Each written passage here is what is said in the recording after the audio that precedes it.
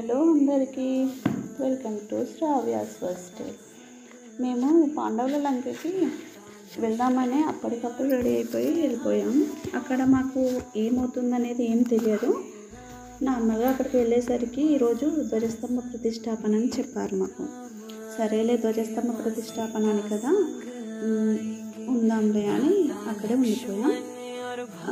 మామూలుగా ధ్వజస్తంభం అనేది ఎందుకు ప్రతిష్టాపిస్తారంటే, ధ్వజం అంటే జెండా, స్తంభం అంటే కర్ర.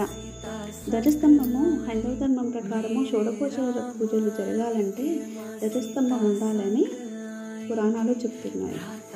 మామూలుగా ధ్వజస్తంభం నుండి గుడిలో ఉన్న దేవుడికి మధ్యలో భక్తుడు నిలబడతాడు కదా.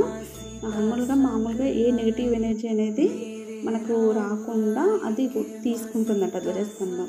నాకు తెలిసింది నేను చెప్తున్నాను. మామూలుగా అది పాండవుల లంక కదా, శ్రీరాముడు శివుడిని పూజిస్తారు కదా, అక్కడ శివాలయం ఉంది. అక్కడ దాని ముందు ధ్వజస్తంభంని ప్రతిష్టాపించారు. నాకు తెలిసింది చెప్తున్నాను. మీకేమైనా తెలిసి ఉంటే నాకు కమెంట్ చేయండి. మామూలుగా కొత్తగా చూసే వాళ్ళైతే subscribe my channel. Please like, share and subscribe my channel. Thank you.